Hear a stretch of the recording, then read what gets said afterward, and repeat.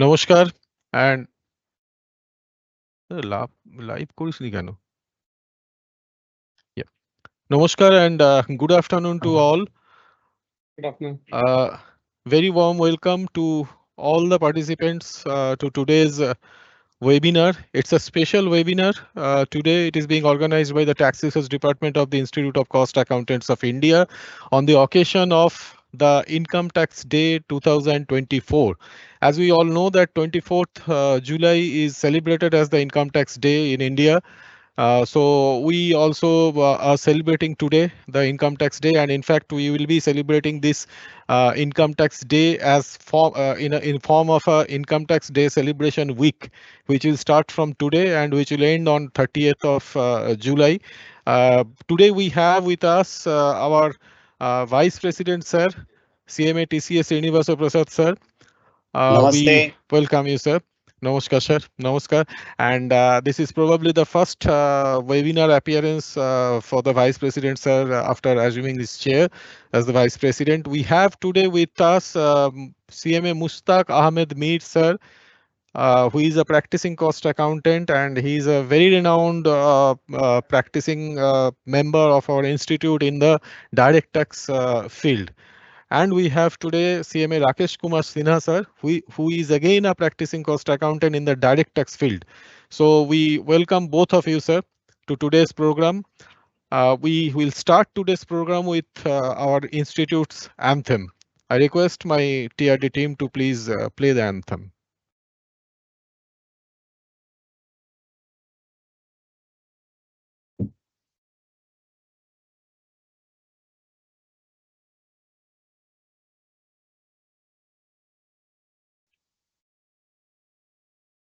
Are we getting the sound, Mr. Basu? No. No. Play it again, Vishwajit. Yeah.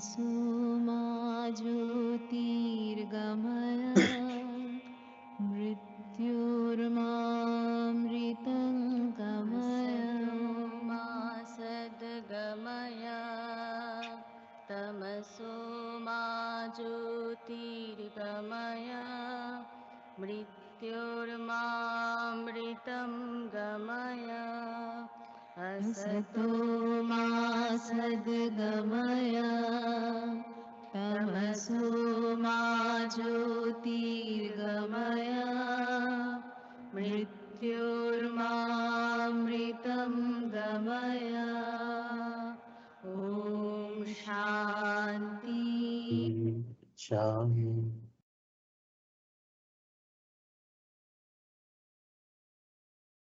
So we start today's program, which is given on the theme Income Tax Act 1961, a look back and way forward.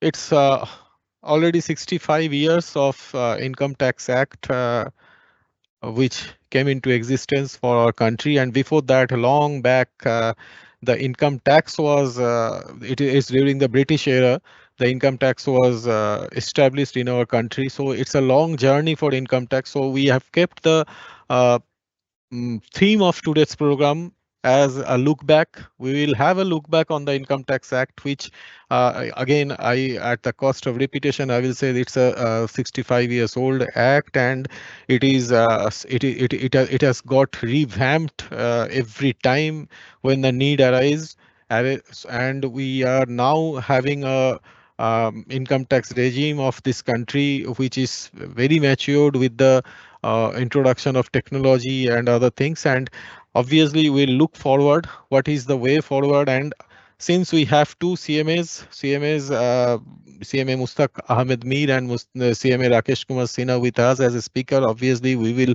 listen to them on the part of CMA's contribution, what we have already contributed to this income tax arena and what we are going to contribute in this area. So with and again yesterday during the budget presentation, our honorable finance minister said that there will be a very first I would say the exact word she used was she said that comprehensive review of Income Tax Act 1961 within 6 months. Government will undertake. So we have a lot of things. We can assume that a lot of things are there as a way forward. So with this introduction, I request our Vice President, sir, CMA TCS Srinivasa Prasad, sir, to kindly deliver his address for our participants today. Over to you, sir. Thank you, CMA Rajat Basu, and Honorable President in absentia, and members and the learned expert speakers of the occasion. So a very good evening and a warm welcome. So this is my first program after assuming as the Vice President, as it was told. So we will straight away get into that. 6 decades of Income Tax Act 1961 and the way forward and look back. That is a subject. Now the Institute is celebrating the Income Tax Day 2024, commencing from today. And in this regard, Income Tax Day Celebration Week is also observed from today to 30th July 2024. And the theme of this week is 6 decades of Income Tax Act 1961, a look back and a way forward. Apart from today, all our regional councils and chapters who are the extended arms of the Institute, the observations of Income Tax Day 2024 has also been planned through conduct of seminars, webinars, and discussion sessions, and it is going on. The Institute has always been aligned with the visions of the government, and it has always put its best foot forward in being a nation builder. The main objective of the Institute being the dissemination of knowledge and building a stronger and more profound economy. Now we will look at the subject into 3 different parts. Our experts will be dwelling on these parts later in another 2 minutes time. Past 6 decades in a nutshell. What are all they?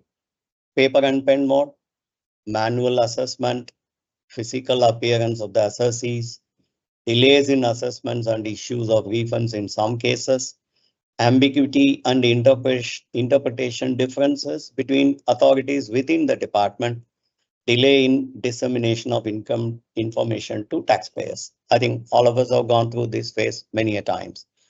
Now, way forward, and it's not only way forward, already we are in the way forward, we are in the transition mode. So what's happening? Income tax policies and procedures, paper pencil mode to AI, artificial intelligence based assessment in collating, confirming the taxpayer information and others. Now user friendly dynamic annual information system, which we are seeing a huge help to all of us, a AIS portal, compliance portal, serving as the interface between the reporting entities, department and taxpayers. Then going forward, income tax return filing process may be made simple with app-based application of income through the mobile phones and at ease of taxpayers' time. Interaction with the department through faceless assessment schemes has definitely reduced the litigations and marching towards one nation, one policy. The third one, what Mr. Rajat Basu was referring in yesterday, the Honorable Finance Minister's speech, review of Income Tax Act 1961, the government's priority, simplification of charities and trust obligation and assessment procedures, tedious procedures, litigation and appeal simplification, deepening the tax base. In fact, I was fortunate to have accompanied last year our TRD departmental head, Mr. Rajat Basu, on a Chintan Shivir exercise in New Delhi, where our institute points were heard by both the direct taxation chairman, indirect taxation chairman, and it was a very fruitful workshop. Now, simplification of charities, we discussed comprehensive review of the rate structure for ease of trade, removal of duty, inversion, and reduction of disputes. And to reduce the compliance burden, promotional entrepreneurial spirit, and provide tax relief to citizens, rationalization of the capital gains, to name a few.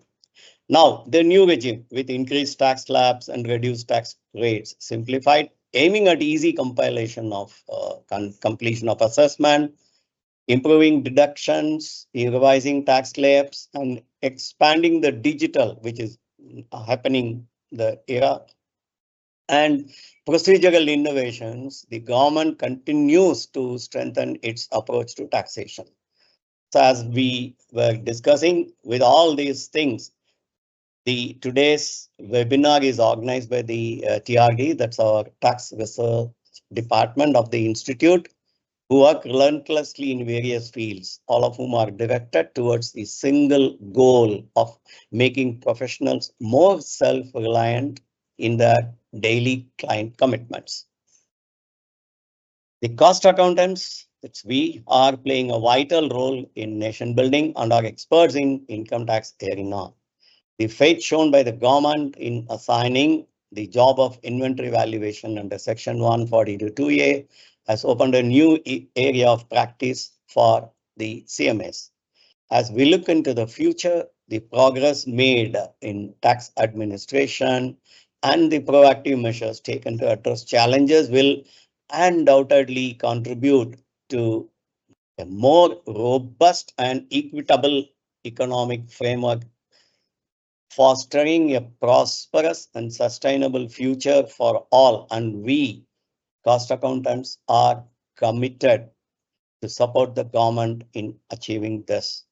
Thanks once again for the organizers for inviting me and given me a piece of time. And then I again thank the president and all the council members for reposing faith on me as vice president of the institute. Jai Hind. Thank you, sir. Thank you for setting the tune of today's webinar. It could not have been better than the way you said, starting from the looking back to the Income Tax Act with manual processing and paper pencil mode, transforming towards AI mode, collating and confirming the taxpayer information, and then interface between the reporting entities, tax administrators, faceless assessment scheme you have mentioned. So all these things have gradually been implemented in our income tax processing. And as we have already heard yesterday, our FM, and you reiterated it, the review of the IT Act will take place because we have seen in last couple of years that government is very first in transforming the processes through the implementation of technology and other AI tools.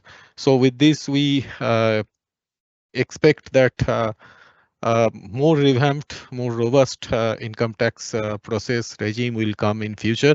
And now I request our speakers of today's webinar to take it forward from here. I will first request my colleague in Tax Research Department, CMA Priyanka Roy, the Deputy Director of the department, to speak out the brief profile of our speakers today. Priyanka, over to you, please. Thank you, sir. I would like to introduce our speakers for the session today. So first we have CMA Mushtaq Mir sir. He is a fellow member of the Institute of Cost Accountants of India, and he has completed his graduation in science from University of Kashmir.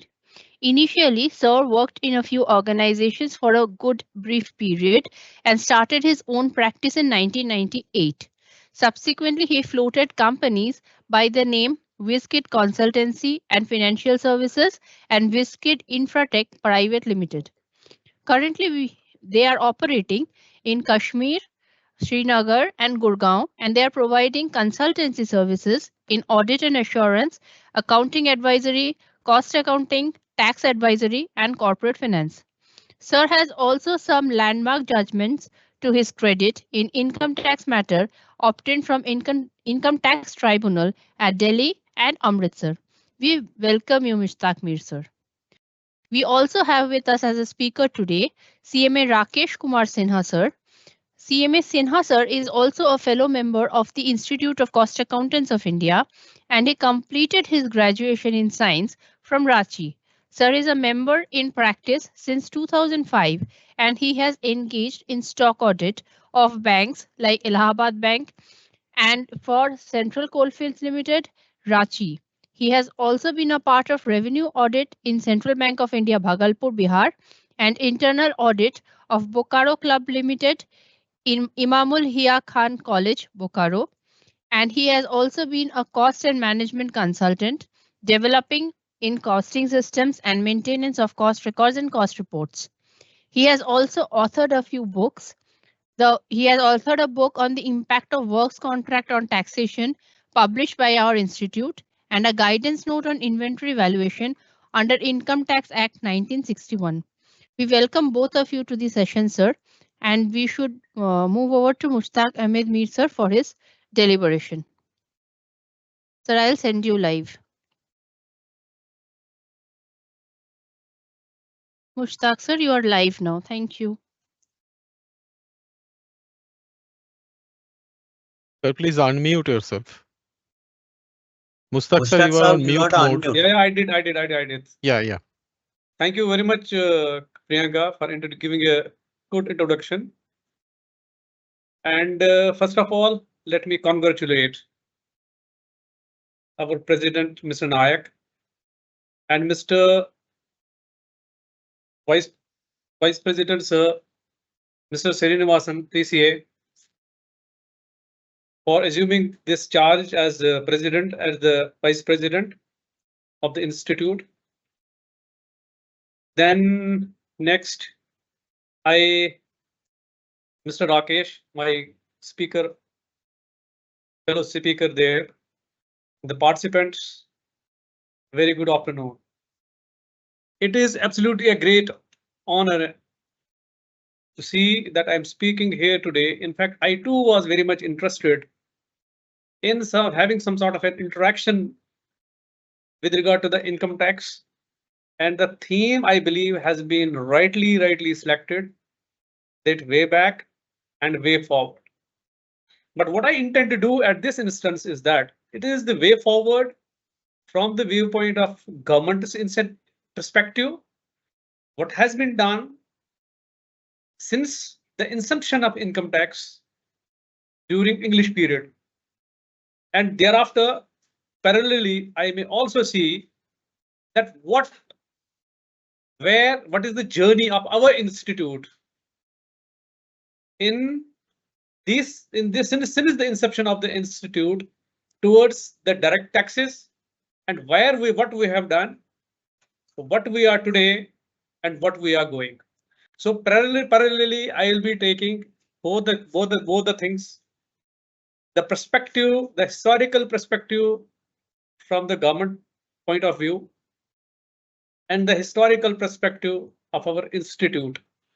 Both, then again, the way forward of the government, and in a similar way, the way forward of the institute. Because we, as an institute and a statutory body, the governors have to be very much in parallel, have to go in consistent with the government in order to see that our profession in a real sense flourishes, and simultaneously that we are in a position to contribute to the vision of the government towards reaching their 5 trillion economy, to the whatever contributions that we as an institute, we as a members are supposed to do. So both the perspective, the historical perspective of the government, the historical perspective of the institute, the future perspective of the government by virtue of the budget that we have seen yesterday, and the future perspective of our institute towards the development of the profession. That's what I am mostly concerned. So this is something what I will be deliberating upon. I have started my career since 1996 in income tax. At that point in time, when I look at, we were filing income tax returns in a total manual form. We used to file all different forms were in a manual state. Subsequently, in the year 2003, 2004, the government came up with this online income tax return filing scenario and the system that eased out the filings, the compliances, and obviously the record maintenance burden of the department. Subsequent to this, the scrutiny procedures, which obviously are there subsequent to the filing of returns, were absolutely manual for a certain period of time. And we used to appear before income tax officers, assessing officers, with manual books of accounts, manual physical verification of stocks, physical verification of books of accounts, vouchers, whatever we used to submit over there. They used to verify and issue manual orders, and it was all the manual process. Subsequent to that, the cases were being selected for, obviously the scrutiny orders are being passed, and we are filing appeals against the orders where we used to get the income tax demands from the department. Then again, the process was absolutely manual because there are two types of appellate commissioners. One, the appellate commissioners for scrutiny assessments, the scrutiny assessments only, and the appellate commissioners for search cases. The cases where search and seizure is there. So that assessments are simply passed by this. There is a jurisdiction which is called the central circle. There is a separate central circle for conducting block assessments. A central circle conducts these assessments. Then there's a separate appellate commissioner. Even today's date, that's central circle appellate commissioner is not faceless. They are offline. We go face to face. We discuss over there. And these appellate commissioners for normal scrutiny orders used to pass order while hearing the SSE physically. Then subsequently, in 2019, the government introduced a faceless assessment system. An assessment which is carried by the at least four officers from 4 different areas. They scrutinize, they issue notices, they scrutinize the documents and pass the orders. And subsequently, in 2019, again, the faceless appellate system has been introduced. Means that we have not to interact with the commissioner appeals for the cases or being assessed under normal scrutiny. So this normal scrutiny is a different from the scrutiny conducted in case of search cases. So these normal scrutiny cases, with the orders which are passed by the assessing officers, either it is section 144, 144.3, 144.3.3 or 147, 148. They pass the orders and they go into faceless appeal. And again, at this point in time, we don't know where the appeal is and who is passing the order. We simply get notices online, submit information and get the orders. In case of search cases, currently we appear manually, we appear face to face, we discuss the cases, and those cases are not offline.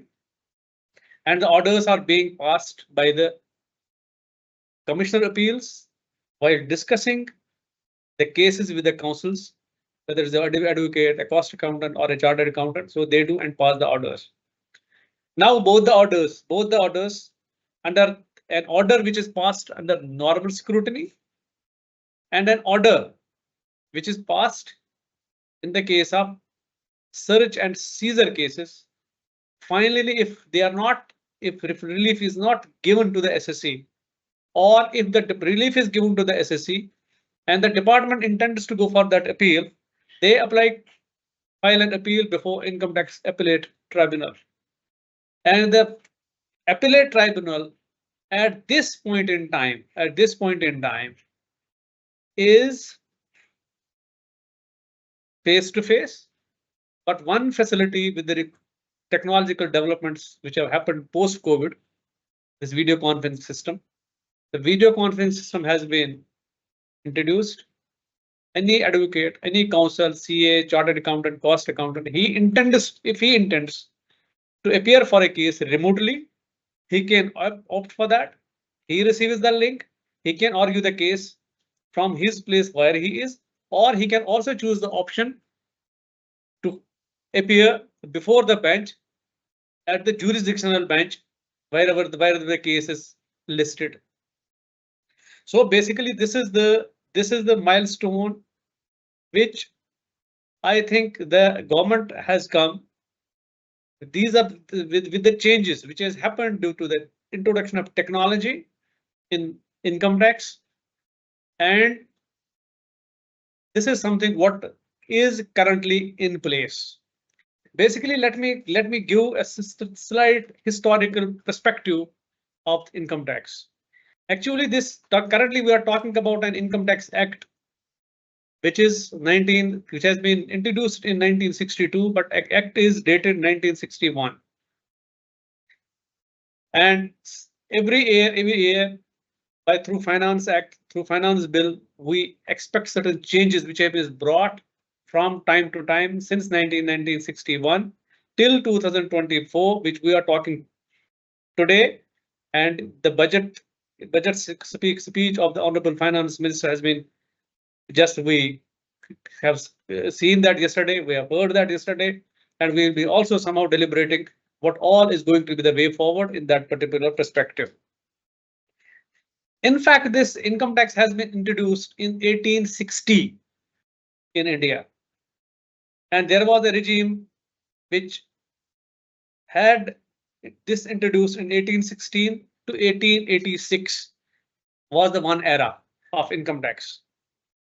Thereafter, again, the next era has started in 1918. Subsequent to that, another act, even with the judgments of which even we quote today, is an act dated 1922. That too was applicable, and there were certain changes, the rationalization which has been brought from time to time by the government from the British era to the current era. So these are the areas, these are the milestones which have been crossed since then. Then the one more act which has come across is in 1939. Then there's a complete shift from 1939 to 1996, and this act has been redrafted in the year 1961, which we today practice, and the governance of revenue generation system is in accordance with the Act, the 1961, which emphasizes on a computation of income, on certain income sources of income, whether it is the salaries, whether income from business as profession, the rental incomes, income from other sources, interest. Then from the viewpoint of stats of the SSE, incomes of individuals, incomes of partnership firms, incomes of companies, trusts, and some association of persons, NGOs. So this way, this is all the provisions which are stated in the Act 2019, this 1961 Act.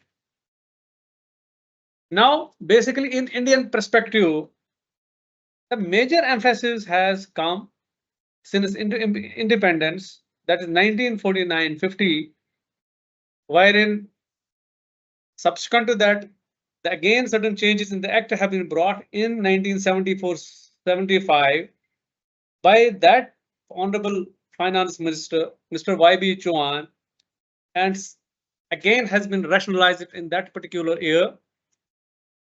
Then certain again remarkable rationalization has been done in the year 1985-86 by Honorable Finance Minister Mr.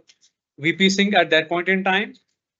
Then 1992-3, it was Mr. Manmohan Singh who the finance minister at that point in time, while in tax rate of 20% application of the income from 30,000 to 50,000 rupees was brought in, and rupees 1 lakh tax rate was put at the 30%.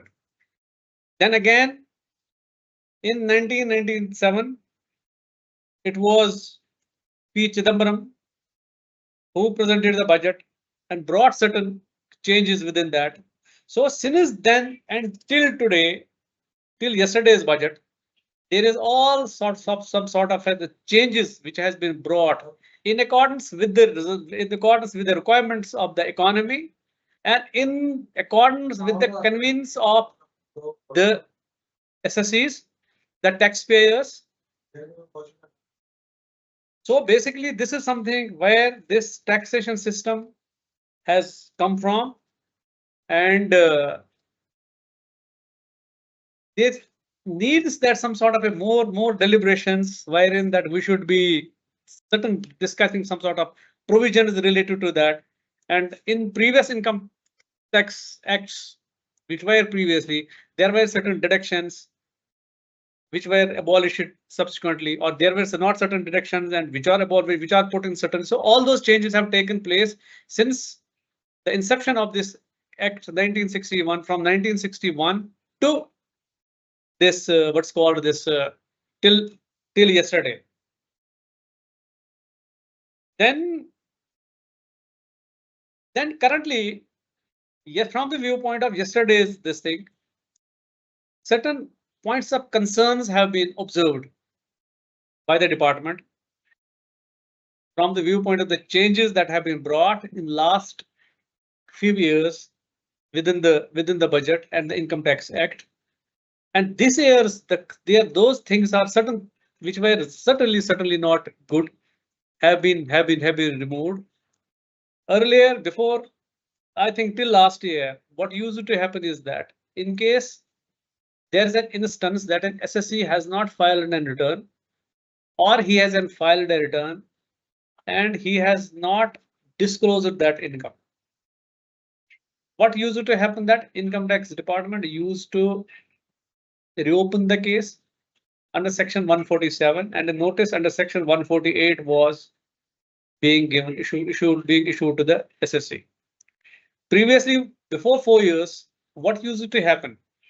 Joint Commissioner of Income Tax was authorized to grant the approval for what's called this issuance of notice under section 148, or means the reopening of the case. But for last 2 years, that provision was changed, and this power was given to Principal Chief Commissioner of Income Tax, means which is 4 to 5 steps above the Joint Commissioner. That used to pose so many problems, because if we talk about the jurisdiction of a Principal Chief Commissioner, he has at least the jurisdiction of hundreds of circles. So under hundreds of circles, because there are at least 4 to 5 assessing officers in every circle, or in every range, and wherein all those notices with regard to the reopening of the cases, those evasion cases used to go to the Principal Chief Commissioner for approval. But that has not, with the result, what used to happen? Principal Chief Commissioner of Income Tax, his designation, his portfolio, his work emphasis is of an administrative nature, while granting approvals, and it was not possible for him or her to grant approval in all such cases, wherein this was going to be a huge burden for them.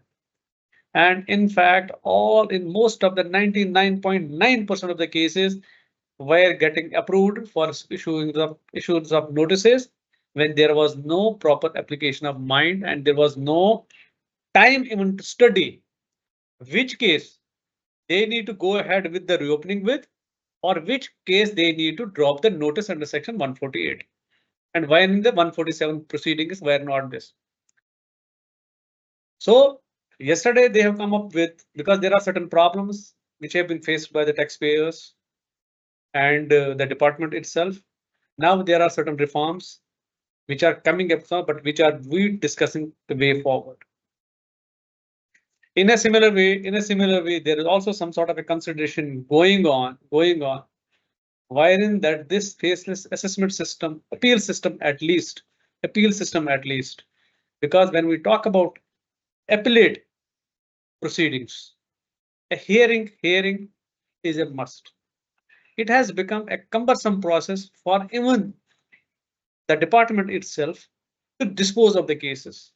For last 4 to 5 years, since the date this faceless appeal system has been introduced, even there is no much disposal with regard to the cases by the commissioners, because they are not getting either the response or they are not able to understand how and what basis they are providing the relief. Once we submit documents online, there's a specific size with regard to the documents which we upload on the website. When they take up the printout, either size of that, either the document is not legible, or there is a huge list of documents, huge set of documents, cumbersome documents, and there's no person to explain. And with the result, the assessing office, this commissioners of appeals are not disposing of the cases, and there's a huge backlog with the Department of Income Tax with regard to the disposal of appeals. And wherever certain orders are passed, there are also certain good orders are passed, but in case of bigger demands and higher demands, such types of orders are not being passed, and which is a big concern at this point in time, getting deliberated by the department, and wherein that we too have made certain representations through different chambers, through institutions, through a personal perspective, that with regard to the disposal of these appeals, the disposal of these appeals. Now I think the government is also considering this, and ITAT system is quite robust at this point in time. There's an option both from the viewpoint of pleading of an appeal. It is up to the SSC. It is up to the SSC's counsel that whether he want to go in an online mode or he want to go in offline face-to-face mode at the jurisdictional branch. Now looking at the way forward, way back, somehow there's a huge, but I don't think that this is going to be discussed at this much wherein the time is too limited and less, wherein we can discuss that in everything threadbare. But now looking at way forward, government is considering certain changes, which have been just put in the yesterday's budget speech by the Honorable Finance Minister. And I may somehow highlight certain points, bullet points, which are the need of the hour, which have been considered. And also, I believe that current day scenario of the government as well, I think this looks as somehow a good budget. There are certain reliefs and other things. Now, first of all, let me see that change in tax rate has been brought in. 3 tax slabs from 3 lakhs to 12 lakhs have been revised, resulting in a tax benefit of 17,500 to the SSA. The standard deduction in respect of a salaried employee, which was at 50,000, now which has been proposed at 75,000. This is all under the new regime. Increased pension deduction for new tax regime. The family pension deduction has been increasing from 15,000 to 25,000. Enhanced NPS deduction for private employees. The deduction for private employee contribution to NPS has been increased from 10 to 14% under new tax regime, because the government is encouraging new tax regime, that wherein all those deductions and other things all have to go. Reduced tax rate from foreign companies. Basically, the government is quite interested in having some sort of foreign investment also, but with the result that the foreign companies who are investing in India and incorporating entities in India into foreign companies, or they are doing business in India, our tax rate has been reduced from 40 to 30%, 35%. Uniform long-term income capital gain. Security, this is the long-term capital gain rate will be uniform at 12.5, including STT paid, equity share, and this units purchased in foreign currency and this. Removal of indexation. Earlier, in case of capital gains, what we used to do is that when we buy a property at certain point in time, then after 5 years, 6 years, or whenever we sell it, we use it to index the purchase price as per the index, as per the latest index, and accordingly work out the capital gain, and which has been phased out with at this in the present budget. Increase in exemption from long-term capital gains. Now reduced holding period of long-term capital gains. Short-term capital gain treatment of certain cases. Capital gains on unlisted bonds, unlisted debentures, units will be treated as short-term capital gains even if the holding exceeds 24 months. Short-term capital gain rate. The rate of short-term capital gain has been proposed from 20% instead of 15%. Capital gain exemption from gifts and trusts. Tax treatment of private company. Reduce the tax rates from 5% in case of commission, 5% to 2%. Reduce TDS on rent, 5% to 2%. Lower TDS deduction of buyers and sellers. Consideration of TDS and TCS under other heads of income. Foreign remittance, TCS on foreign remittance for the children can be claimed by the parents, which earlier, in fact, also used to be claimed by the parents. TCS on luxury goods from this, including motor vehicles, is applicable. TDS on salary, interest, and partners. TDS on 90%. Now, earlier, what used to happen is that in case of a partnership firm, the partner used to get interest on capital that he has invested up to the 12%, and salary from the partnership firm. And TDS at that point in time till it was not applicable. Now it has been made mandatory if the interest and the salary is more above 20,000. The 10% is going to be the TDS rate on that. TDS on sale of immovable property. TDS on sale of immovable property above 50 lakh will be applied on aggregate limit, even if there are multiple buyers. Aggregate is the concern there. Interest on late payment of TDS has been increased from 1% to 1.5. Exemption from penalty for delayed filing of TDS returns is there. TDS and TCS returns can be corrected up to 60 years. Interest deductions for employers, contribution to NPS from 10% to 14%. Non-deduction of settlement amounts. Settlement amount paid for infraction of law is not allowed as deduction. Partner's salary allowed as a slab. The slab of the partner's salary allowed has been changed from 3 lakhs to 6 lakhs. Deduction on the first slab will be to the extent of 3 lakh at 90%, and whichever it is, that is book profit of 60%. Now, basically there was, I think 2 years ago, there was one scheme which was announced by the government for just to avoid litigation, that when taxpayers were given an option to avail that scheme of amnesty, that was Vivad se Vishwas scheme. And wherein that most of the taxpayers who had demands, wherein that cases were finalized by the assessing officer, there were demands either in the tribunal or there were demands, there were cases which were in income tax the department or with the assessing officers, wherever the demand that was earlier there.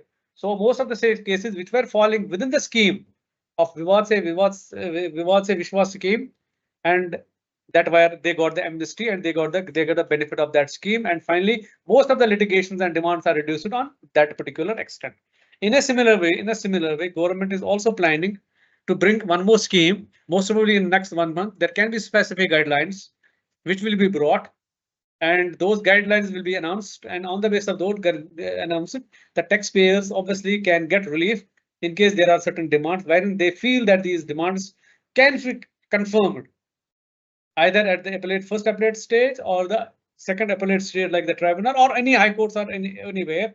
The SSC will have the option to withdraw that appeal, pay the tax, whatever the little tax he has to pay as per the scheme, and these appeals can be subsequently withdrawn if the SSC is opting for that particular scheme.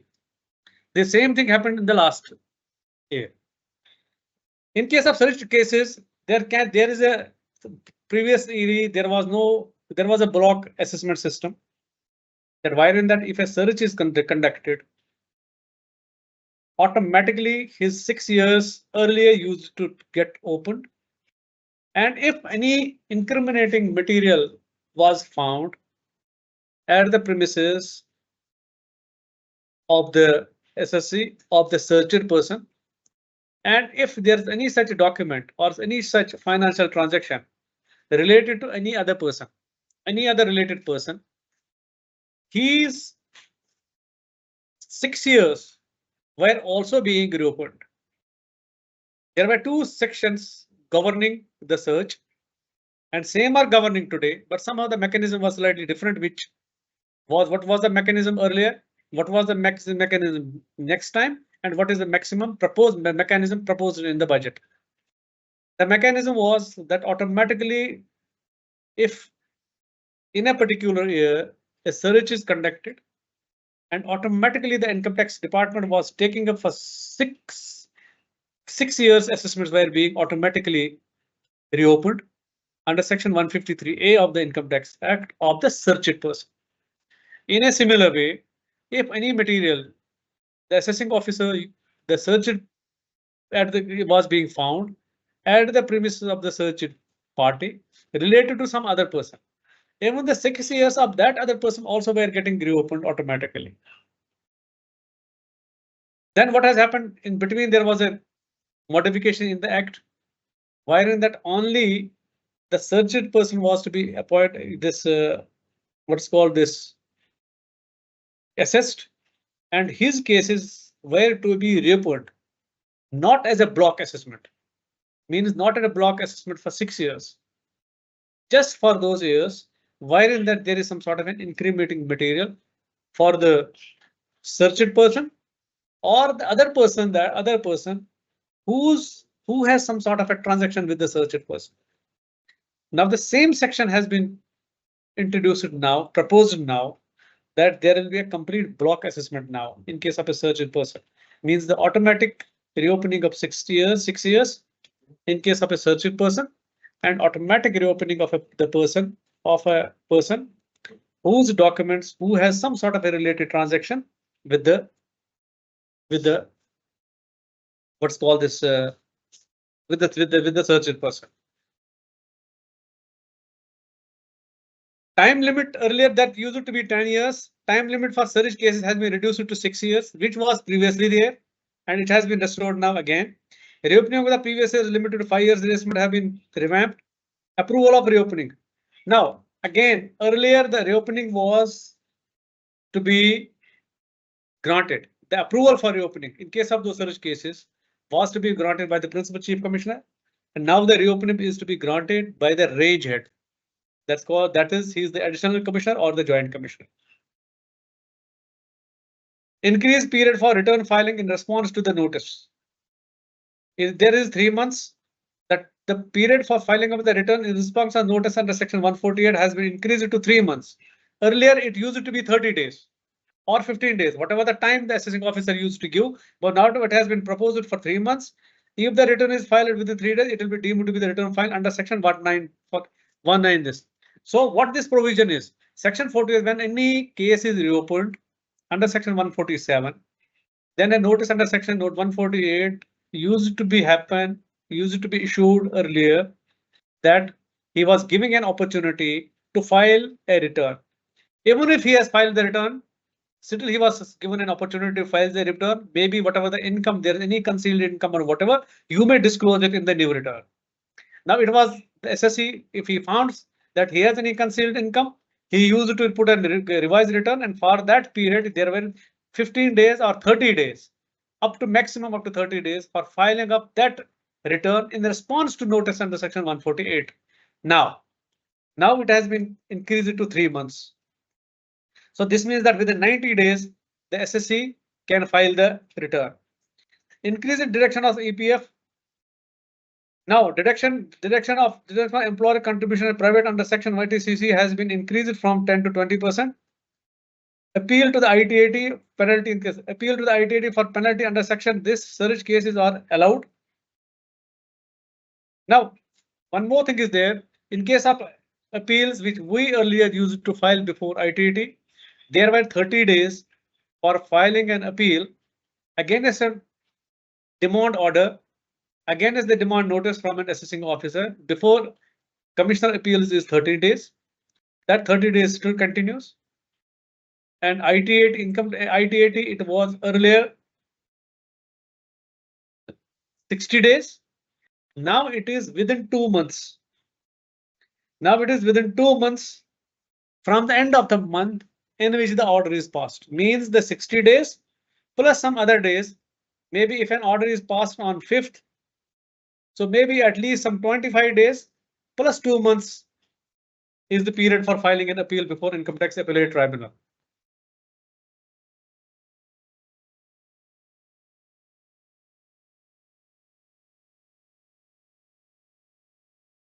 So basically, section 1023C related to exemption under section 1023C related to the exemption of trusts. Or those which are non-profit organizations like schools, hospitals, and section 11.2 was governing the same. Then the regime has been merged, both the 11 and the 1023C, because both were saying the same thing. So obviously they have been merged. Condonation of delay by PCIT. The principal CIT is empowered to condone the delay of section 12A if they consider there was a reasonable cause for the delay. Section 80G timeline for this has to be rationalized. Timeline 12A ATG registration application for renewal of registration for final registration notification object and new trusts not having execution before will be decided within 6 months from the end of the quarter in which the application is filed. Any registration means under section 12A and 80G. For those 12A means a registration for all those non-profit making organizations which are claiming under subsection this exemption under section 11, and those non-profit making organizations, those charitable organizations which are claiming exemption on payment of tax by the donors. For that reason, they are supposed to file an application under section 80G of the Income Tax Act, and within 6 months, this registration has to be approved.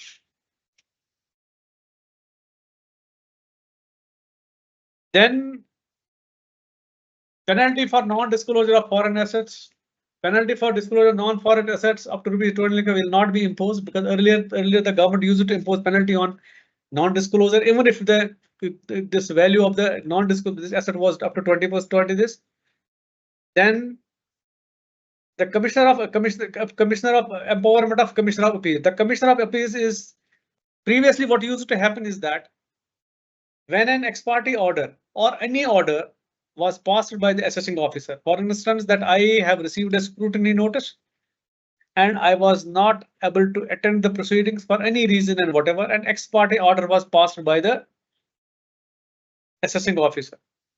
Then what earlier used to happen is that we used to file the appeal. Then the Commissioner of Appeals was supposed to hear the appeal. We were supposed to give him the documents and decide the appeal on the basis of merits, or he used to call for a remand report from the assessing officer and decide the appeal, because we used to submit the documents before the documents which were submitted being before the Commissioner of Appeals. He used to send these documents for verification to the assessing officer, and on the basis of his report, the Commissioner of Appeals used to decide the appeal. So before yesterday's budget, Commissioner of Appeals was not empowered to set aside the order. He simply had to decide one way or the other, by calling a remand report or by non-calling a report. He was not empowered to set aside. Now he has the power. Now he has the power to set aside the case, means he can direct the assessing officer to set aside, to go fresh examine the case and go for the reassessment after giving an opportunity to the SSC for submission of all those documents. Those set aside powers were vested with the principal commissioner of administration, because in income tax hierarchy, there are two commissioners. One, the commissioner administration and the commissioner appeals. Commissioner administration has the power, had the power to set aside a case to the assessing officer for fresh assessment. When we used to apply before commissioner administration under revisionary provisions of Income Tax Act, mean section 264 of the Income Tax Act. Under section 264 of the Income Tax Act, we used to file a revision petition before the commissioner, and we are filing today.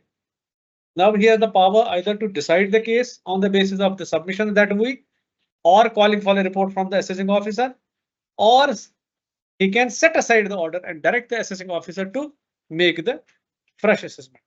In a similar way, the power of set aside was not vested with the Commissioner of Appeals till yesterday, or even till now, unless and until the budget is passed. Now it has been proposed that the Commissioner Appeals also must be vested with the power of set asiding the order. As I earlier said, that he has to decide the case, either to accept the case or to dismiss, but he had no power to set aside the case. Now that power is also proposed to the assessing officer. Then there is there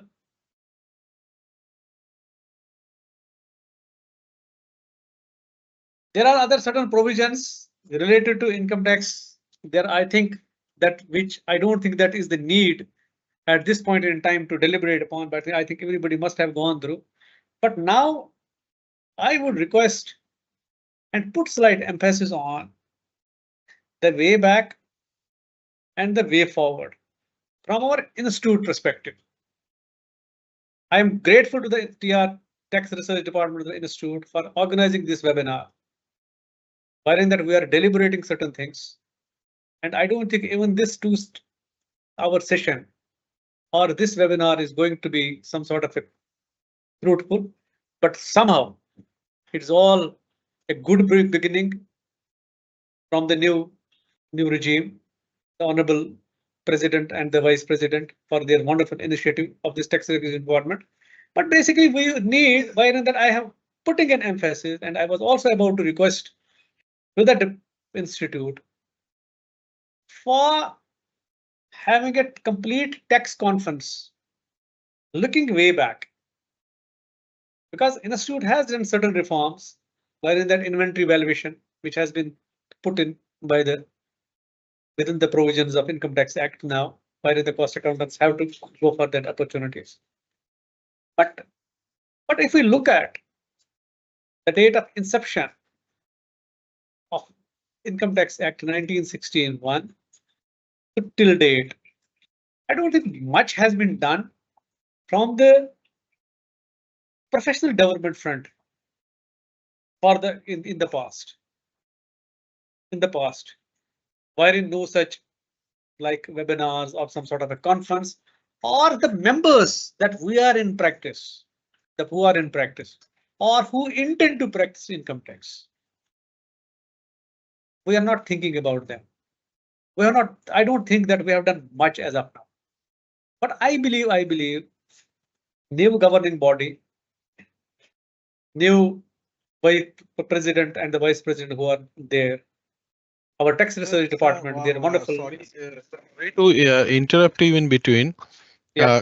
That's why the today's webinar we have put the theme purposefully that way forward and look back, because exactly we want to discuss on this aspect also, that given the we know about the thing which is not there inside the ambit of cost accounting, but there are many things which cost accountants can do in income tax. So that's why our objective today is to discuss on that areas also. Rakesh sir is also there, he's also practicing. So there are many areas where cost accountants can practice in income tax. Absolutely, it's not that they can. In fact, we are. Yeah. But the question is that there is some sort of a laxity that why in that we are not properly exhibiting ourselves. Now, what I'm saying is way back. I have been discussing with the council. I've been discussing with my fellow colleagues, senior colleagues in the council, regional councils, all other people. So for that reason, even I am personally offering my services wherever it is Yeah, required. that is so. If you today, when you are there and Rakesh sir is there, if you can discuss on those areas where presently we can deliver, so that will Absolutely. be helpful.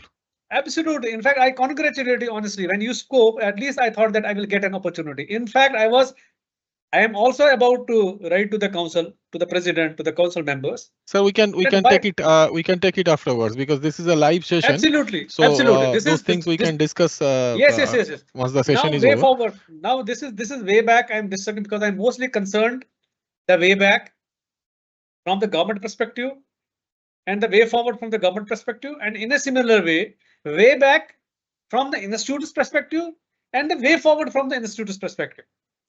Way back from the institute's perspective, we are all aware what is done till today from the viewpoint of this camp, and this is absolutely a welcoming fifth, and I honestly congratulate you for organizing this interactive program with a wonderful theme.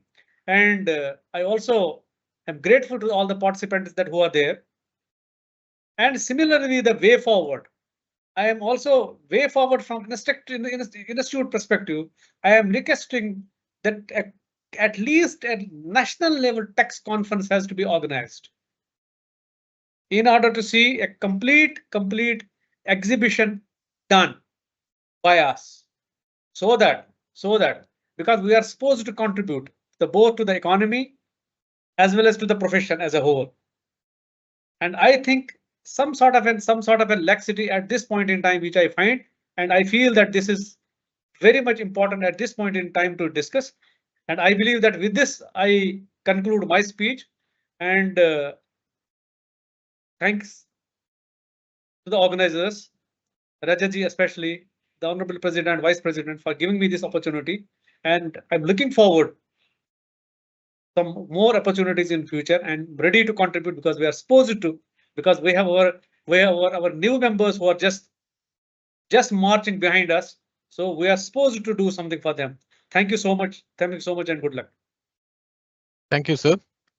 Thank you for your insightful deliberations on the Income Tax Act and the gradual shift from the manual procedures to today's where we are standing today with respect to income tax. And you have touched upon the budget placed yesterday, and of course last few years budget, what are the changes has been taken place in through the budgets. And yeah, obviously looking forward, we will be trying to do more programs like this, and we expect you to be a part of those programs, provided your busy schedule permits that.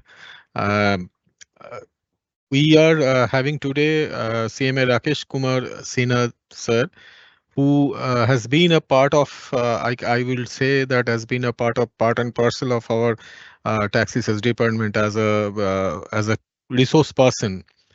And he was the co-opted member of Direct Taxation Committee also last year.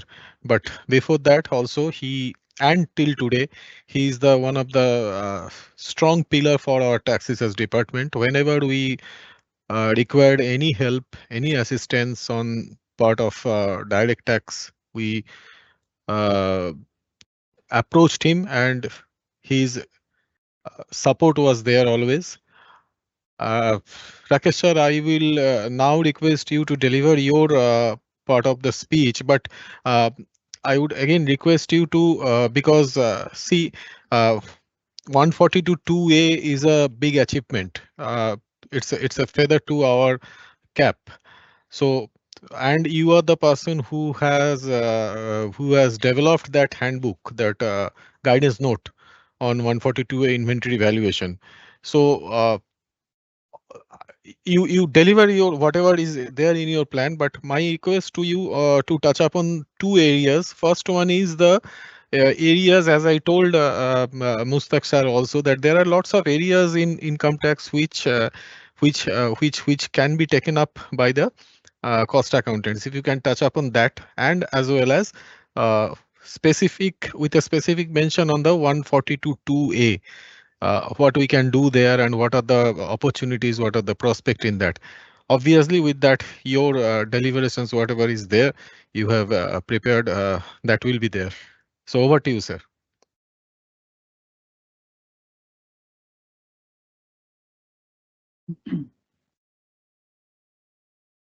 Good afternoon to all of you. And am I audible and live, Rajat ji? Yes, sir. Yes, sir. You are audible. You are visible also. Okay. At first, I must congratulate to the newly elected president and vice president, sir, and hope they will make a benchmark of the coming next 1 year of their tenures. And also thank you to the TRD department to giving me opportunity to present before the learned audience and to celebrate the today's income tax day. Our earlier speaker, Mr. Mustaq sir, has already explained and very nicely explained about the role of journey of the CMA. I would like to touch upon one and few. My delivery will be bifurcated into 2 and 3 steps. The today's topic is very good topic. The 6 decades of Income Tax Act 1961, a look back and way forward. Really, the present Income Tax Act 1961 has spent more than 63 years, and now this act is achieved at its saturation point. Now the time is required to amend the taxation based on the today's scenario, because as we know, India achieved a goal of 5th large economist, and we are targeting for the 3rd largest economy. So income tax play a very major role in making the nation building and shaping the India social and economical fabric in a very advanced stage. So as in yesterday's budget, also Honorable Finance Minister has said within 6 months the government will come with a simplification of the law, and I think by next year we will get a new tax act like Central Excise and Service Tax Act and the Companies Law Act. All these 2 acts has already been amendment by the government. Now we expect the amendment in the Income Tax Act.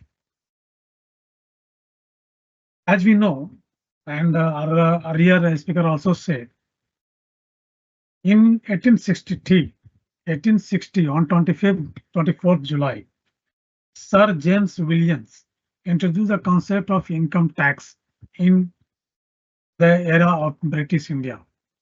Before that, we know there are several empires. There was various Raj Gharanas, and all empires, you may say Chol Vans or Mughal Kal, they all have their own different tax collections system. But when Britishers come, and during the British era in 24th July 1860, at that year only a tax proposal or tax administration is been thought exclusively for whole India. That's why we celebrate every year on 24th July as Income Tax Day. After 1860, in 1922, the first Indian Income Tax Act came in 1922. And thereafter, after 39 years after independence, the government brought a Indian Income Tax Act 1961. Right? So we have, after independence, after British, we have already said 2 tax era. under the Income Tax Act 92, 2022 and under Income Tax Act 1961. At first, I would like to speak on the role and scope of the cost accountant under these two acts. You see, before, I would like to say before 1984, there was no concept of tax audit under the Income Tax Act. Before 94, even under the Income Tax 92, there was a need of a professionals to assist assessees as well as Income Tax Department in respect to represent the assessee before the income tax authorities. So under both the Act, cost accountants are allowed to represent the assessee. In Income Tax Act 1961, cost accountants are allowed to present the assessee under Section 288. In 1984, Section 44AB came in the light when Pranab Mukherjee was the finance minister, and he introduced Section 44AB. So before that, the role of chartered accountant and cost accountant are same. There was no demarcation on the scope of the practicing professionals. But after 1984, when 44AB tax audit concept came in under Income Tax Act, at that time, in accountant Income Tax Act under Section 2, there is no definition of accountant, there is no definition of tax audit. First time in 1984, an explanation note came who will be accountant, and unfortunately only the name of chartered accountants are there. We can say I don't know why our institute, maybe there is some problem, could not give more attention on this scope. Anyhow, that was the history. So in present Income Tax Act, cost accountants have a major role to present the assessee before the income tax authorities in a various platform, before the assessing officer, before the commissioner of income tax, and before the income tax appellate tribunal. Right. Apart, if we leave the Section 44AB, then there is a role of chartered accountant, cost accountants are almost same. So far, Income Tax Act is concerned. Since 1981, Income Tax Department started using the computerization technology and gradually increased the use of computer system in the income tax administration and tax assessment. In 2009, Income Tax Department came with Pinnacle technology, and a centralized processing center was set up in Bangalore. And I think I remember from 2011 or 12, online return filing started. Before that, there was a system to file income tax return in manual. And since I started my practice, you can say I am associated in the practicing concept as a cost accountant since 1999. At that time, I used file income tax return on paper manual. I have seen so many, you can say, juggleries in selecting the cases for scrutinies. But now, when after 2009, CPC came in line and online return came in the force, these juggleries and malpractices going on gradually reduced. And in 2019, a new concept, faceless assessment, come. This is a very good initiative by the government. So CMA have a very major role in Income Tax Department and under the Income Tax Act. As for today, very few cost accountants are doing practice under the Income Tax Act across the Pan India. I don't know why. I have talked with many practicing cost accountants across the Pan India, and almost I got the same answer. Since we are not under the accountant definition, how we'll do a practice and this, that. So But we forget that we have given empowered under Section 288. We can represent our SSC up to the Income Tax Appellate Tribunal. As we know, the cases under the Income Tax Act passes through different stages. First stage is assessing officer making assessment. Thereafter, cases move to the Commissioner Appeal. Then thereafter move to the Appellate Tribunal. Then thereafter move to the High Court and Supreme Court. So as a practicing cost accountant, we can represent the SSC up to the Income Tax Appellate Tribunal. Even in case where the case is pending in High Court, Supreme Court, we can represent the case as an arbitrator or as an assistant, a technical assistant to the lawyer. So I gradually come to the scope of that. So as a cost accountant, we have a major role in tax planning and tax management. As you know, direct tax is one of the major area where government get vast revenue.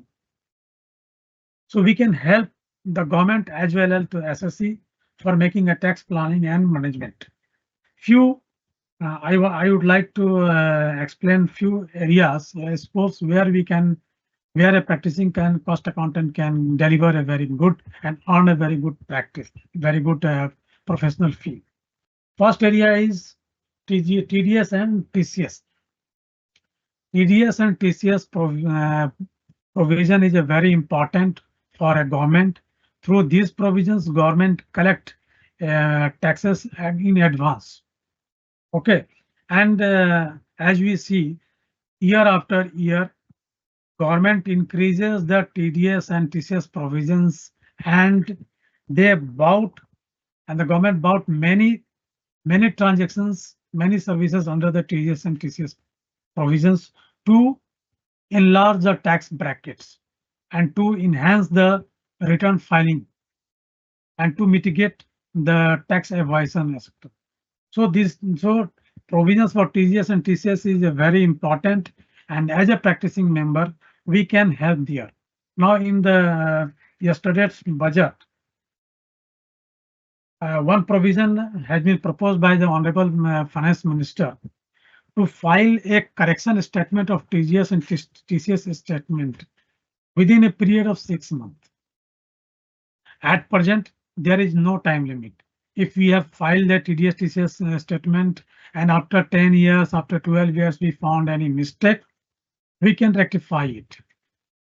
But from yesterday's budget, it is proposed this limit to file a correction statement is limited to within 6 years from the date of filing of the TDS statements. Why government? Because I have solved one case. Some employees of a BSNL has raised a grievance to the ministry, to the CP Gram portal. Even after retirement of 10 years, they got a notice from the Income Tax Department of a demand. While they are in job, already TDS was deducted by the employer, but that was not showing under 26 years or to the Income Tax Department. So the Income Tax Department raised a notice and asking them to deposit the demand. We can imagine the status of the retired people. After retirement, they got a demand. They are in panic, right? So after 10 to 20, so I think there are such type of many cases across the Pan India Income Tax Department will get. So that's why they propose to make a correction statement within 6 years. So as a practicing cost accountant, we can help SSE or industries or companies to manage TDS TCS administration in way of making a payment within time, in the way of making abuse files, to filing TDS returns, TCS returns, in a way to filing correction statement, in a way to filing download the TDS certificate, in a way to get a low deduction of TDS TCS from the Income Tax Department, low deduction certificate under Section 197. So this is the a very vital areas where as a practicing accountant, we can provide our services to the SSE. I have already make a detailed video how to make a FBU files, and it is already available in the YouTube. A new practitioners can take a refer of that video. It will really help you. Second is we can help the SSE in return filing. Now, I have seen SSE has received many notices in Sir- respect to filing income tax return. Sir, inappropriate I law. have a request, sir. When you are touching upon this in return filing aspect, if you can please give a brief that in last couple of years, how the return filing things have been changed, like from the manual, then digitization, and now a new set of forms has also come. Yeah, So if you can just touch I upon am coming, briefly. doctor. I am coming, doctor. I have detailed discussion on that. Yeah. Okay, sir. Okay, thank you. So whatever earlier at that time when we filed, we furnished the return in manual form. Same format has been incorporated in the income tax on online mode also. And now a few years back, the income tax return was available in Excel utility and Java utility.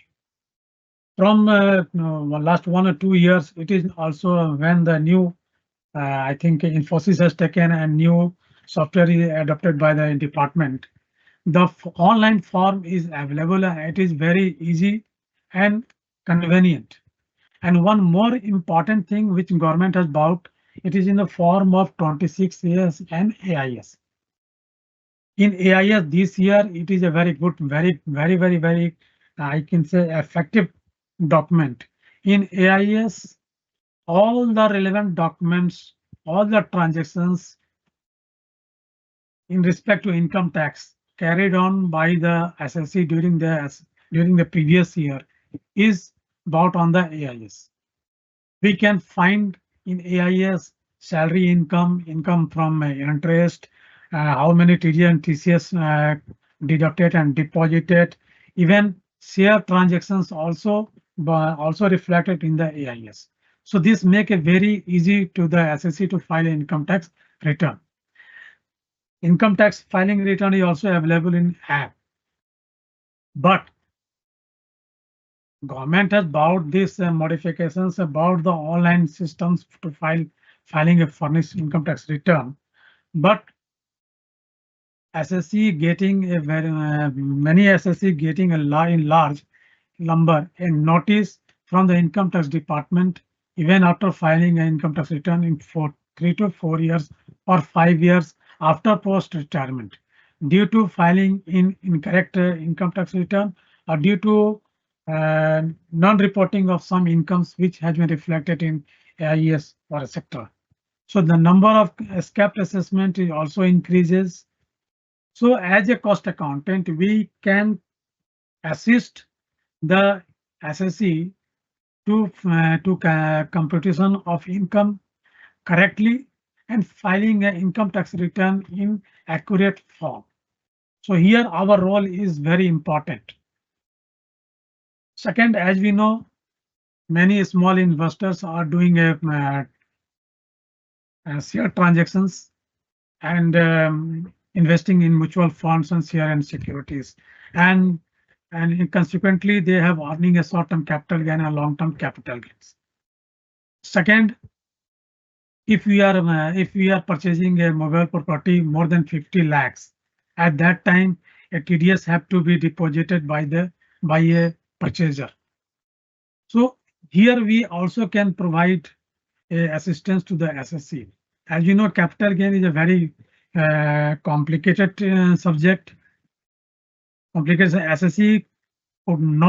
SSE cannot calculate how many exact capital gain and how many tax have to pay on the capital gain. So as a cost accountant, we can assist the SSE. We can assist the SSE in capital gain computation under section 111A and 112A for short-term capital gain, long-term capital gain on share and securities. And we know, and I got a note, I found a case from SSC, got a notice. He has used few years back in his income tax return, index cost of indexation of cost of acquisition of share and securities.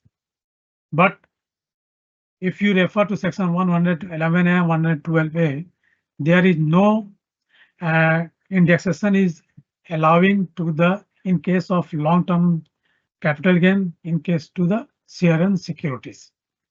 So I just given examples in which cases SSC are getting a notice. So here as a practicing member, we can give our consultancy to the SSC in capital gain also. And now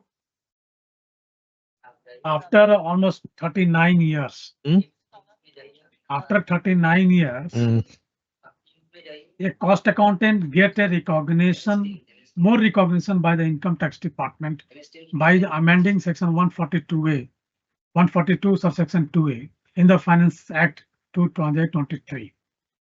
I just give you explanation, a small true story which has happened with me, and you will just understand how much this amendment is a proud for us. When I started my practice in early 2005, and at that year I have appeared before an assessing officer to represent a case. And when I give him power of attorney, assessing officer said, "You are a cost accountant." Yes. So are you authorized to represent the SSC? Yes, I am authorized. So under which section? Sir, please refer section 288. Then he about Income Tax Act and go through the section 288. He said there is no specific name of cost accountant, and you said you are a cost accountant, you are allowed. Sir, please see, I have passed a specified accountancy examination. Where is your name? Then you refer the rule 50. Then you go to the rule about income tax rule book and go to the rule 50. Then he found there a member who is a cost accountant who passed a final examination of cost accountants of India. So that is a scenario before 2023. Every time we have to tell the assessing officer, yes, I am authorized under section 288. I am a cost accountant. I can plead on behalf of SSC. So there was no explanation of cost account. But after the amendment in Finance Act 2023, there is a explanation note under section 142 subsection 2A, and there is a clearly explained who will be cost accountant, a cost accountant who is the member of the Institute of Cost Accountants of India. So that was a proud moment for us. Now every stakeholders can see the explanation of cost accountant in Income Tax Act. They have not referred to Rule 50 and anywhere. So sir, with this practical experience of yours, you have touched upon the look back and way forward both.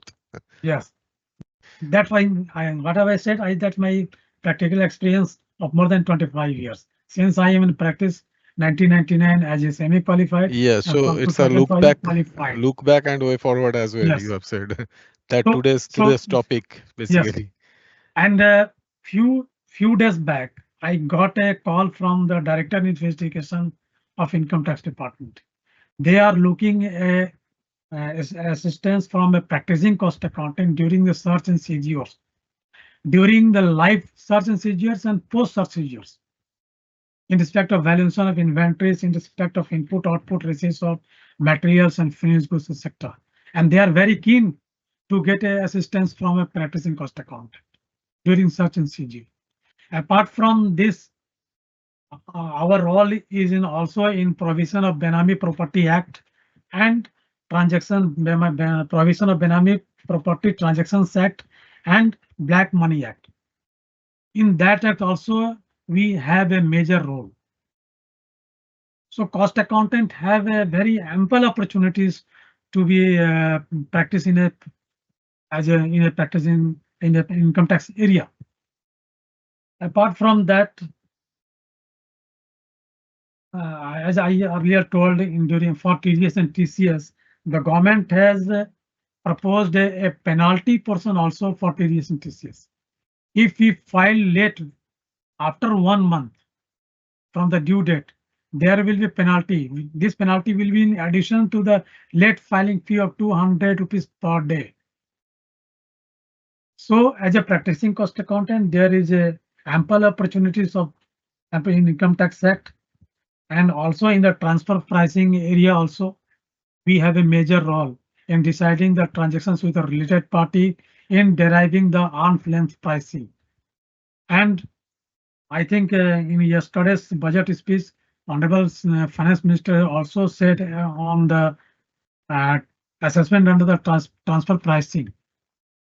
So I request all the practicing cost accountant who in the practice to please start your practice, and definitely you have to make a hard labor, and you have to be update, because Income Tax Act is a very vast and complicated act. Even after 25 years, still I have to read and refer the cases and while doing our practicing in Income Tax Act. So again, once again, thank you for organizing such a wonderful seminar. And if there is any questions, we can take.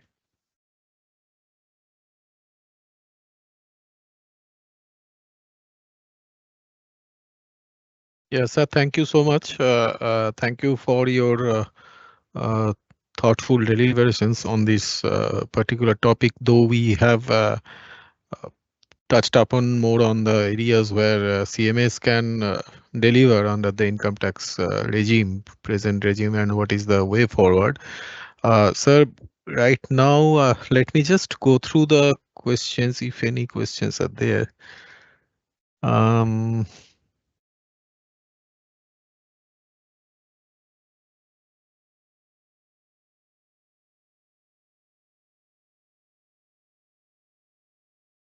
No, right now I do not see any specific questions to the specific topic.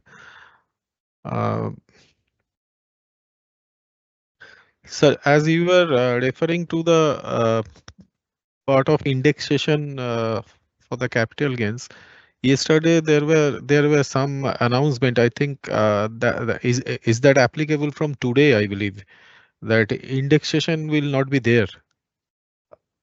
If you, Mustaq sir, you are muted. Please unmute yourself. Basically, this I think whatever the budget effects are going to be there, they will be from October. Okay. So From can October you, onwards. yeah, can you please give a brief on what was there and what will be the future In for respect this of particular in respect of capital capital gain? gains, right? Yes. Basically, how capital gains we used to work out. For instance, there are few instances. For instance, we have a capital asset, like maybe some commercial property or a house property or whatever. If I have bought that in 1980, for instance, or I have inherited that from my parents, and parents have bought that, and the value over there is negligible as per the records or whatever, and we are disposing it off today. We are selling it today. What earlier used to happen is that we had to work out a value as on 2001, financial year 2001. For that reason, that a CBDT approved valuer is supposed to go for and give us the valuation. What is going to be the value of this property, which is purchased somewhere long back, where even documents are not available. Even the documents are available, the price is negligible over there, and they used to give us the fair value, fair market value as on 2001. Let us assume there is a paper registration document which states rupees 1 lakh. And the property value as on 2001 works out around 10 lakh. It is 1 lakh, it is 10 lakh. Now today we are selling it some 40 lakh. Now what was there in the previous regime? Previously, what used to happen is that we used to index this 1 lakh, and last year this index is 3.17, and 2001 index is 100. Means the value which is given by the valuer, the fair market value as on 2001 is indexed by 3.17. Means multiply by 317 divided by 100. Then we used to come out around 3 lakh or 30 lakh. Then this is the indexed value as on date. And our sale value is, for instance, 20 lakh. 20 lakh minus the indexed value is the capital gain. And on that, we used to charge 20% of the tax. Then is used to go that way. Right? Now, if the seller is investing this again in that particular asset, again in the asset, this means that on one hand he receives the money and on the other hand he is investing. So there is no capital gain in that particular perspective. So in that context that he has not to pay any capital gain, there is no capital gain arising out of this particular sale or the transaction. Now this indexation they are phasing out with the result they are reducing the tax rate. This if passed is going to be that there will be no indexation thereafter. Whatever is going to be the value, it will be simply taxed. The fair market value as that particular day or the date of purchase and the market value means the sale price today. The difference of this is going to be the capital gain and this will be taxed. This is something what is proposed in the budget related to the capital gains.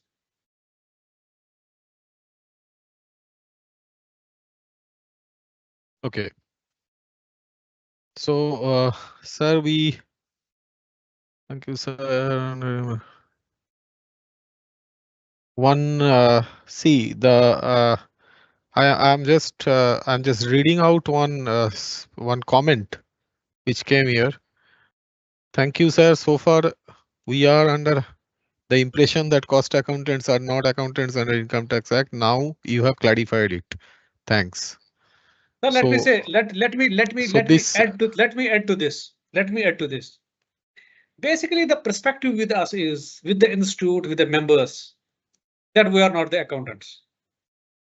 But let me tell you today that this, if we talk about income tax practice, even the advocates are not accountants. It is dominated by advocates. Why? Because they come forward and plead. The question is that we didn't come forward and plead.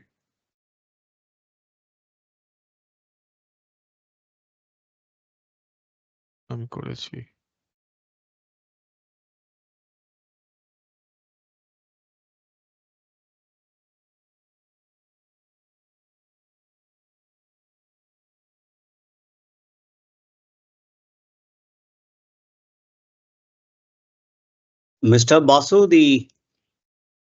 I'm not able to hear the speaker now. Unmute. So what I'm saying is there is no bar. Yeah, now Basically, he's. No, basically now I'm audible, I believe. I will repeat this.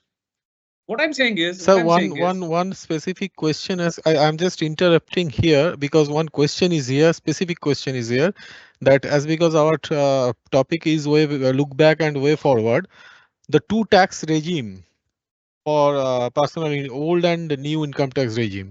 First question is there that whether this old one is going to be removed or abolished, and how do you see the new tax regime in comparison to the old one?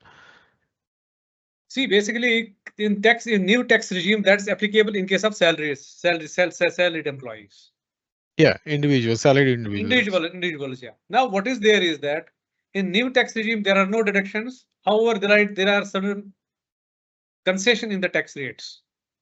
But obviously, with the result, they are encouraging new tax regimes, giving tax relief. So obviously, the old regime is going to be phased out, because the intention of the government is now. If we look at the sense of this particular budget, somehow looks slightly friendly. There are certain harsh measures which have been abolished. Slight, some sort of a relief looks here in the budget, and most probably, this old regime is going to be phased out in coming years, and there will be concentrating on new regime only, because that's giving it a good concessional rate as well as some tax advantage to the SSEs. And I think it is more simple. Absolutely, in- yeah. They intend to simplify. Otherwise, if you look at how many frauds, litigations, all other have happened, unnecessary deductions are claimed by the employees, and there are lots of tedious frauds, tedious refunds have been claimed pan India. These are the frauds which are on the basis of those deductions. This is a medical deduction, there is education deduction, there is this.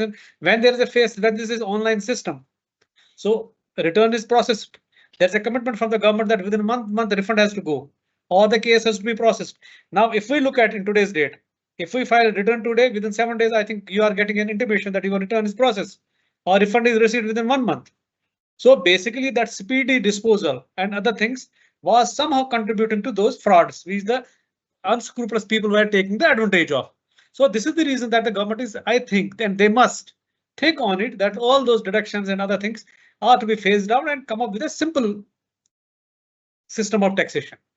So this one which you have mentioned just now, the speedy refund system, it is now happening.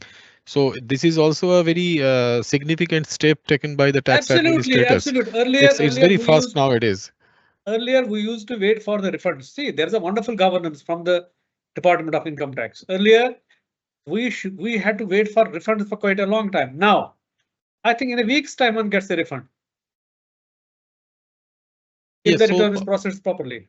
Yeah, so that is what I was trying to say, that if we look back and if we think about the way forward, these are the things which are happening, which are happening at a very fast. There are lots of good things happening within the system, but since we are at the implementation stage, there are certain hurdles which are expecting, because ultimately the country is too big, return filers are too many. So obviously there are certain system glitches as well, and the bigger system, it is a massive system. It's not a big system. We can't say it's massive. It's a massive system. So Yes, obviously this is going to take some time. There can be certain glitches. Like for instance, if we talk about speedy disposal of appeals, they are not getting this thing. But with the passage of time, the way we see earlier, we used to say what is going to how to file a return, income tax return. But today we are witnessing that we are getting refund within a 1 month, and within 7 days we are getting an intimation that your return is processed.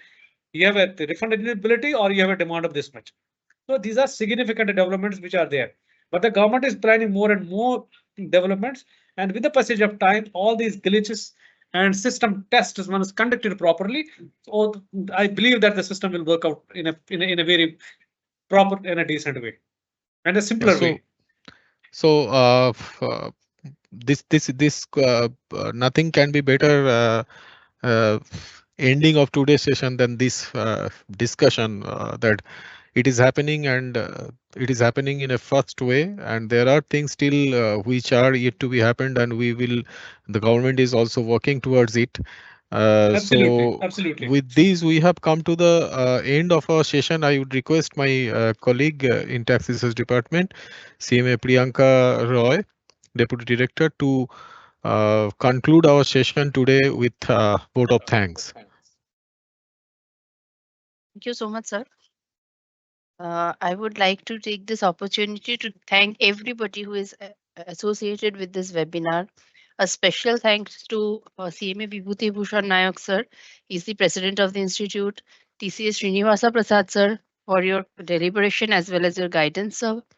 I would also like to thank Rakesh Kumar Sinha, sir, Mushtaq Ahmed Mir, and all my colleagues and my HOD at Tax Research Department for the participation. I am sure that the webinar that we had today would be appreciated by the members, and the questions that were answered would obviously be beneficial for them. So we look forward to many such sessions in future, and we will get in touch with each one of you for your deliberations in future as well. Thank you for your time, sir. Thank you so much. Thank you so much. Thank you. Thank you so much. Thank you.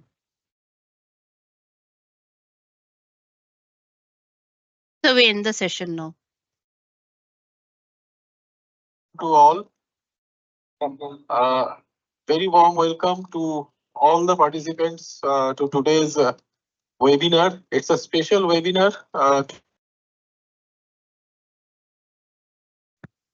ये जो end हो जाए तो